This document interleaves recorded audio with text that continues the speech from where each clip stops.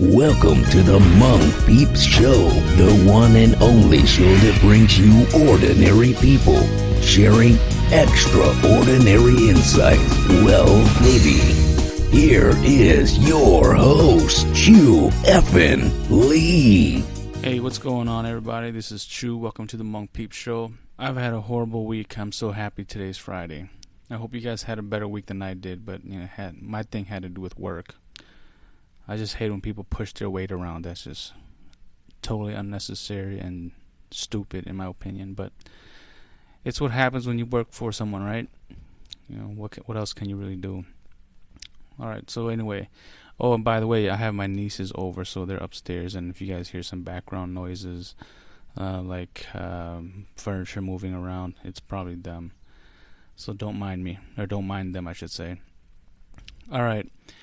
I wanted to talk about confirmation and validation today.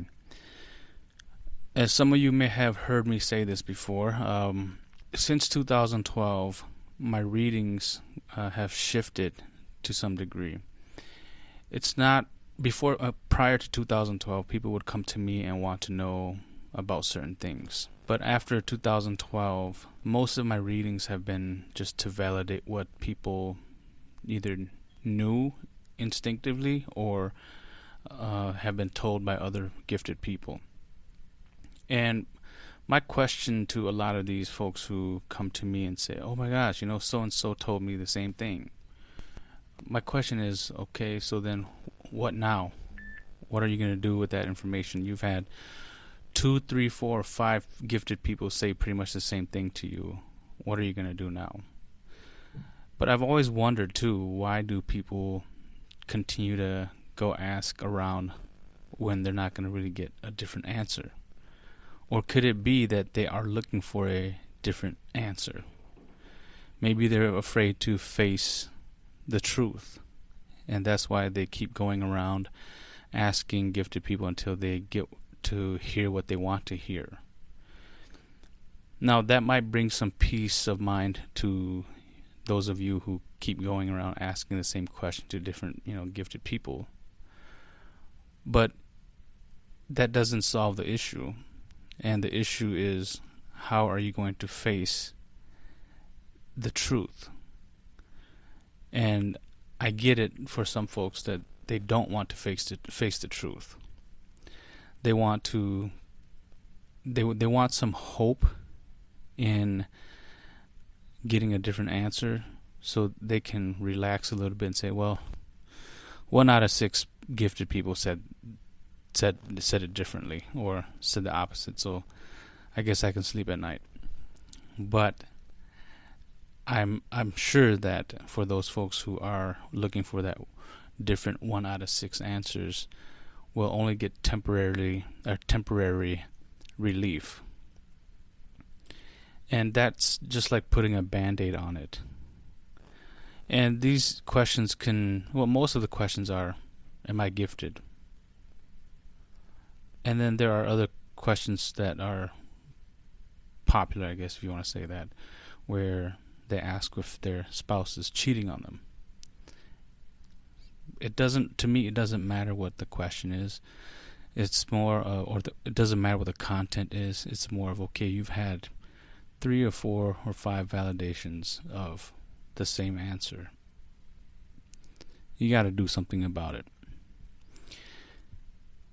And then I guess I can give a pass to those seekers who keep asking around.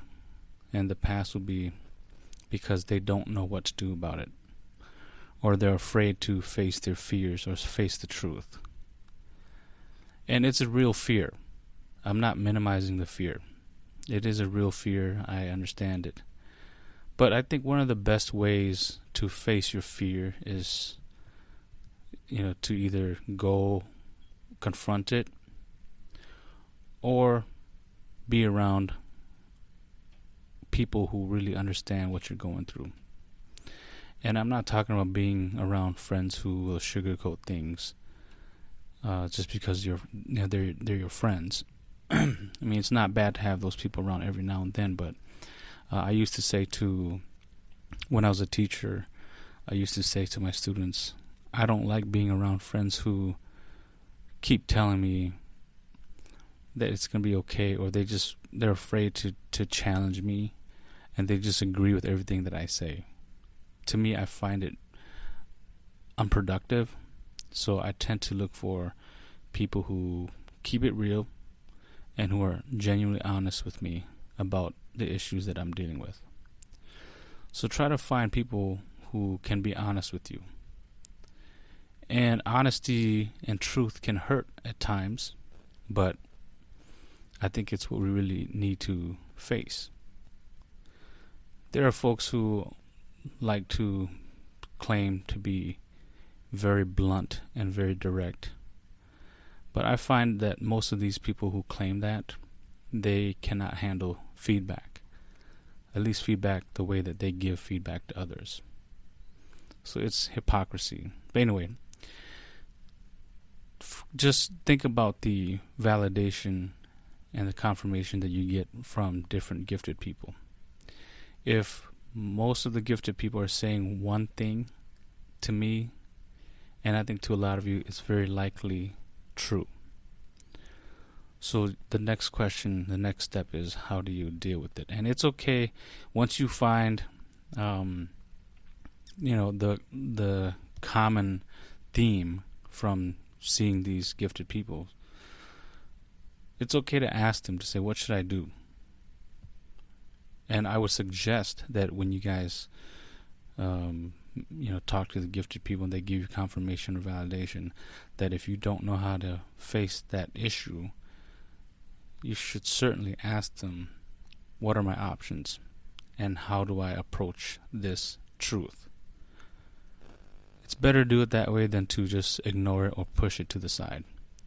Now, when you ask 4 or 5 different gifted people about the approach on how to confront it, sometimes they will have the same theme or same approach, but sometimes they will have different approaches. But remember, the approaches can be different, but the goal is the same, which is to help you get through whatever issues you're facing. And it applies to, just like how you guys hear me say all the time about, it doesn't matter if you're a shaman, a psychic, or whatever, a spiritual person. We have different ways of doing things, but our ultimate goal is to heal people. So that concept, relates to what the main topic is today. So I don't want you guys to continue to go and see more and more gifted people about your situation and find out that they just keep saying pretty much the same thing that the other gifted people you've seen, have said to you. To me, it's a waste of time. You should just really focus more on how to resolve the issue or how to confront it. That's probably more productive than just keep asking until you get an answer that you really want. All right. I hope that was helpful for some of you guys. If not, I tried, right? Okay, so that's it for today. I just want to say a quick reminder to all of you listening to this that if you are in the Twin Cities, we have our spiritual retreat on June 6, 2015 from 12 p.m. to 4 p.m. And last I checked, we had 1 spot left. So if you can make it, let me know. And hopefully we'll see you there. Okay, folks, have a great weekend. I will talk to you soon. Bye now.